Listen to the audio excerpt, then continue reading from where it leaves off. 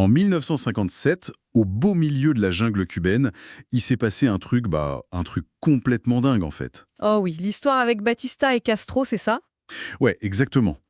En gros, le dictateur Batista affirmait partout que la rébellion de Fidel Castro était finie, anéantie, et pour prouver que c'était faux, Castro a invité un journaliste, Herbert Matthews, un gars ultra respecté du New York Times, direct dans son campement secret. Un coup de relations publiques assez audacieux pour l'époque. Complètement. Et là, le journaliste voit de ses propres yeux des colonnes entières de soldats défiler à travers les arbres. Il entend même des messagers qui arrivent en sueur pour faire des rapports sur plein d'autres bataillons. Du coup, le lendemain, le journal titre que Castro a une armée massive, invincible. Ce qui a totalement fait paniquer les États-Unis d'ailleurs. Voilà. Le soutien à Batista s'effondre et la révolution décolle. Sauf que, et c'est là que c'est fou, la vérité, Castro n'avait que 7 hommes. 7. C'est juste brillant comme tour de passe-passe politique. Mais grave. Il a juste fait marcher ces 7 gars en cercle, en boucle dans la clairière. Il leur faisait changer de chapeau, de veste, de fusil à chaque passage. Et le journaliste a vu exactement ce que la mise en scène voulait lui montrer. Une immense armée. Ce qui est fascinant avec cette anecdote, c'est qu'on a le réflexe de se dire « Ah bah, le journaliste était juste stupide ou alors il était acheté. » Bah oui, c'est la conclusion facile, quoi. Exactement. Mais la désinformation, la manipulation de notre perception, c'est pas juste des fausses nouvelles sur Internet ou de la corruption. C'est un processus biologique ancré en nous, puis exploité par nos institutions. C'est pas un bug en fait. C'est la façon dont la machine humaine fonctionne. Et c'est exactement le point de départ de notre exploration d'aujourd'hui. On fait une plongée au cœur d'un corpus de textes tiré du livre You Are Being Lied To, édité par Russ Kick au moment de la bulle Internet. En français, ça donne On vous ment toujours. Un livre qui n'a pas pris une ride, pour le coup. Ah, ça non. Et la mission de notre analyse approfondie, c'est de comprendre, pour ceux qui nous écoutent, comment cette réalité est fabriquée. Bon, décortiquons tout ça.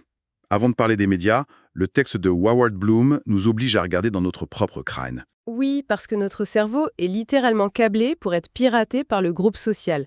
Et on voit super bien avec les travaux d'Elisabeth Loftus sur la mémoire. Ouais. Souvent, on imagine la mémoire comme un disque dur, tu vois. On clique sur un fichier vidéo du passé et ça le lit. Alors que c'est pas du tout ça. La neurologie montre que notre mémoire, c'est plutôt comme une page Wikipédia. Ah, j'adore cette analogie. Bah ouais, elle peut être éditée, modifiée par d'autres personnes après coup. Et Loftus l'a prouvé avec une expérience terrifiante. Elle montre une vidéo d'un accident de voiture à des étudiants. Ensuite, au premier groupe, elle demande à quelle vitesse roulaient les voitures quand elles se sont percutées. Ok, question normale. Mais à un autre groupe, elle demande à quelle vitesse roulaient les voitures quand elles sont passées devant la grange. Attends, mais il n'y a pas de grange dans la vidéo, si? Zéro grange. C'est un détail complètement inventé par la chercheuse. Et c'est là que ça devient vertigineux. Une semaine plus tard, 17% de ces étudiants se souviennent parfaitement d'avoir vu la grange. 17%.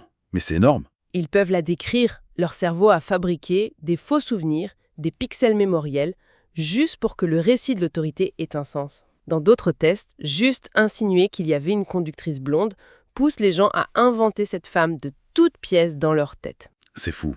Et si on se dit que c'est juste un flou sur un souvenir lointain, les sources parlent aussi de Solomon H. Et lui, il prouve que ce piratage marche en temps réel. L'expérience des lignes sur le tableau, ouais. C'est ça. On met un sujet naïf dans une pièce avec des acteurs complices.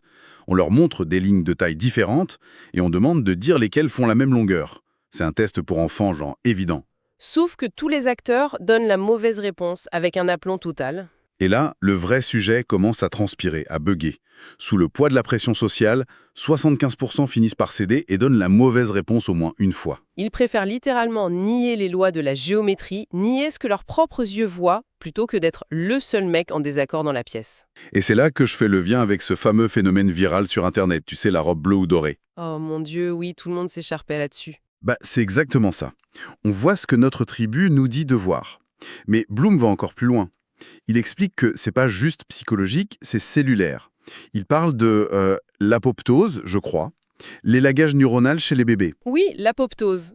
En gros, un bébé naît avec beaucoup trop de connexions cérébrales et le cerveau va observer l'environnement culturel et il va littéralement détruire les neurones qui ne servent pas à s'adapter au groupe. Il s'autodétruit, en gros. C'est le principe du « on l'utilise ou on le perd ».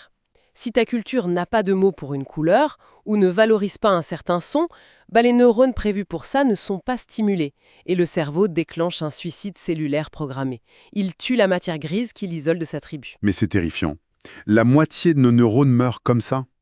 On est sculpté par notre société. Et ça m'amène au langage. Le texte donne l'exemple de la rivalité fraternelle. Ah oui, Sibin rivalry en anglais. C'est ça. Aujourd'hui, on trouve ça super banal, les frères et sœurs qui se chamaillent. Sauf que ce concept n'existait quasiment pas avant les années 20. C'est une construction totale. Une fois le mot inventé, paf, tout le monde s'est mis à voir cette dynamique partout. Sans le mot, le groupe n'y prêtait juste pas attention. Pareil pour le mot féminisme. Blom rappelle que ça vient d'une racine très ancienne qui voulait dire allaiter. Puis à l'époque victorienne, on l'a tordu pour l'associer à la fragilité de la femme, avant que ce soit redéfini par les luttes politiques. Celui qui contrôle le dictionnaire contrôle ce qu'on peut penser en fait. Mais du coup, j'ai une question. Si notre cerveau élimine physiquement ses propres neurones pour se conformer, la notion même de libre arbitre intellectuel, est-ce que c'est pas juste une illusion biologique? Ce qui est vraiment fascinant ici, c'est le pourquoi. D'un point de vue de l'évolution, oui. Il faut imaginer nos ancêtres dans la savane, avoir objectivement raison sur, la toxicité d'une baie, ça servait à rien si le groupe te bannissait pour insolence. Ouais, le bannissement, c'était la mort. Exactement. Notre système limbique, notre cerveau émotionnel, c'est lui le vrai patron. Il sacrifie l'exactitude des faits pour garantir qu'on reste au chaud, intégré au groupe. D'accord. Donc si notre cerveau est une espèce de pâte à modeler avide de consensus social, qui contrôle les mains qui modèlent cette pâte à grande échelle? Et voilà, on arrive aux institutions. C'est là que l'analyse de Noam Chomsky entre en jeu dans notre corpus. Chomsky il dit qu'il faut arrêter de croire que le New York Times, par exemple, vend de l'information à ses lecteurs. C'est ce qu'on pense tous pourtant. Oui, mais non. Selon lui, les médias d'élite vendent une audience de privilégiés, nous, les lecteurs, à d'autres entreprises, les annonceurs. On n'est pas les clients, on est la matière première. Ça me fait tellement penser au truc qu'on dit tout le temps aujourd'hui sur les réseaux sociaux. Si c'est gratuit, c'est que vous êtes le produit. C'est l'ancêtre de cette idée, ouais.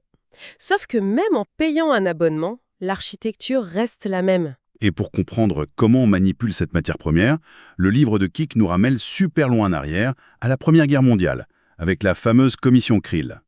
À la naissance des relations publiques modernes. En 1917, Woodrow Wilson est président. Les Américains sont hyper pacifistes. Ils veulent pas de cette guerre en Europe. Et paf, le gouvernement change d'avis et décide d'y aller. Du coup, comment tu retournes le cerveau de millions de pacifistes? Tu crées la commission Krill. Ils ont inondé le pays de messages émotionnels, jouant sur la peur, la fierté. Ils envoyaient des gens faire des discours dans les cinémas. C'est le journaliste Walter Lippmann qui a appelé ça la fabrique du consentement. Et dans cette équipe, il y avait un certain Edward Bernays. Le neveu de Freud, oui. Le mec a compris un truc de fou. Si on peut utiliser le besoin d'appartenance pour envoyer des jeunes mourir dans des tranchées, on peut l'utiliser en temps de paix pour vendre des trucs. Et l'exemple qu'il donne sur le tabac est incroyable.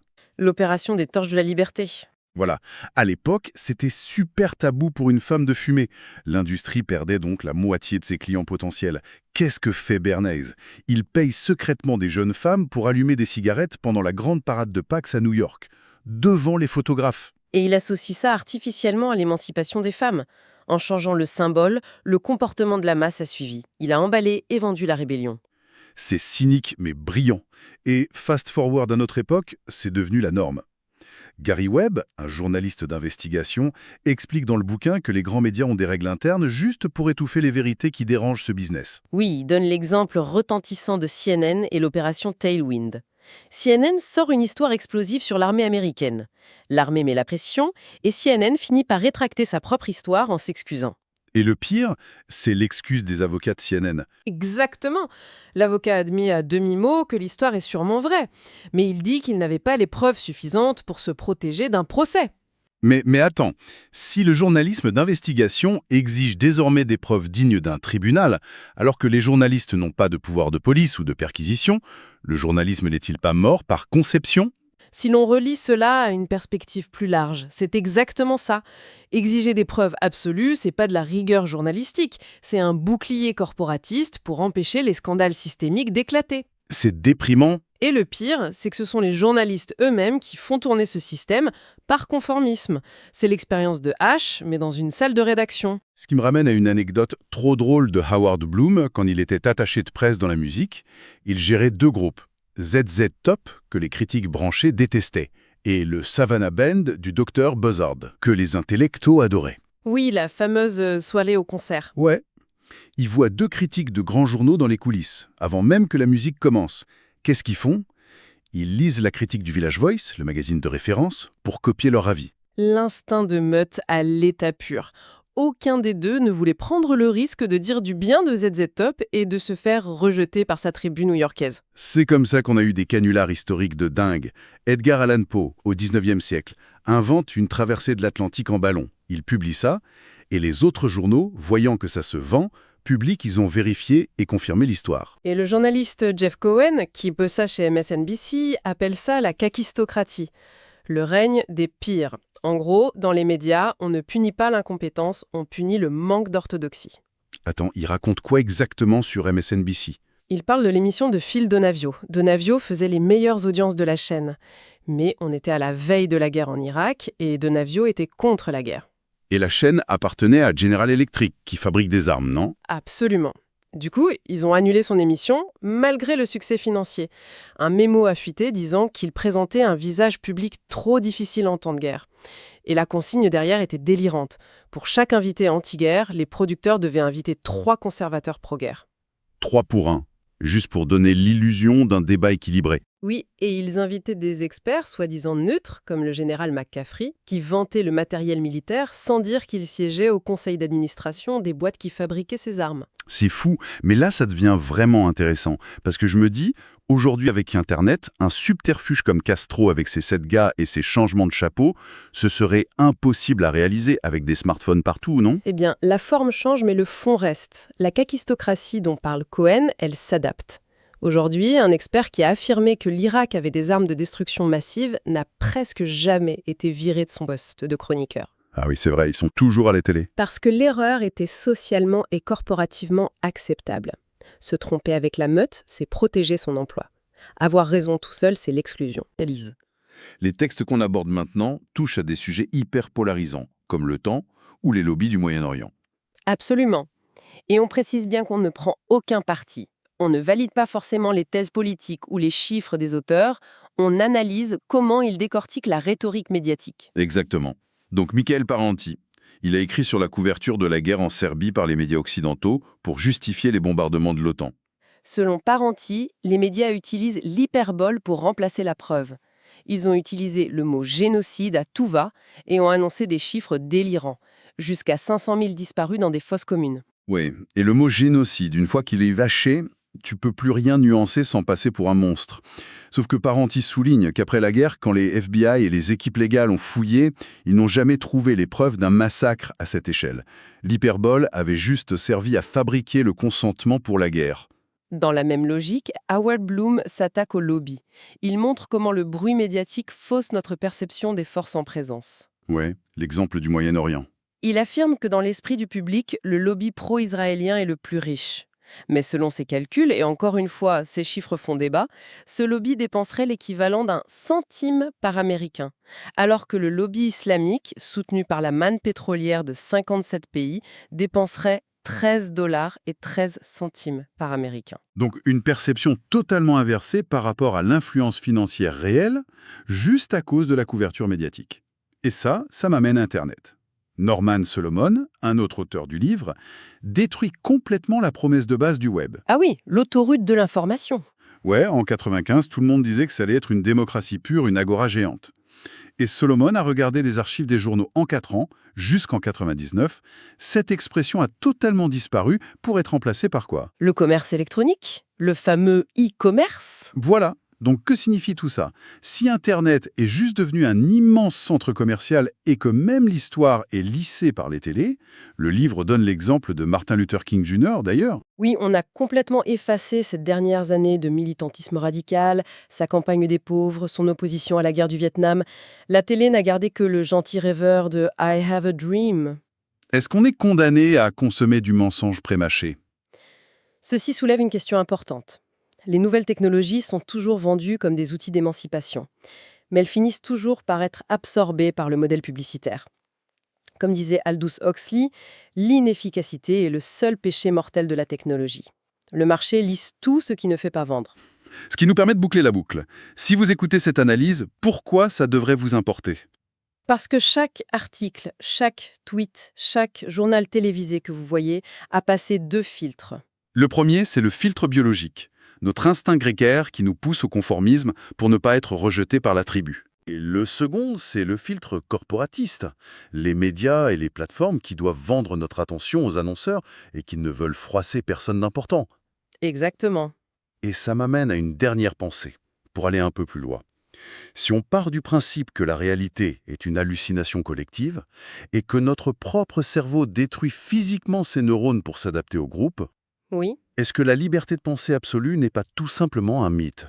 Finalement, l'acte de rébellion ultime face à toute cette désinformation, ce serait d'accepter l'inconfort viscéral, la terreur d'un isolement social total. C'est une idée très sombre, mais très juste. Si le conformisme est notre état biologique par défaut, refuser de suivre la meute demande une force presque contre nature. Et c'est une idée dérangeante à méditer demain matin en lisant les gros titres. Un grand merci à notre experte pour cette exploration en profondeur, c'était fascinant. Merci, c'était un plaisir de décortiquer tout ça. Et à très vite pour une nouvelle plongée au cœur des sources. Gardez l'œil ouvert.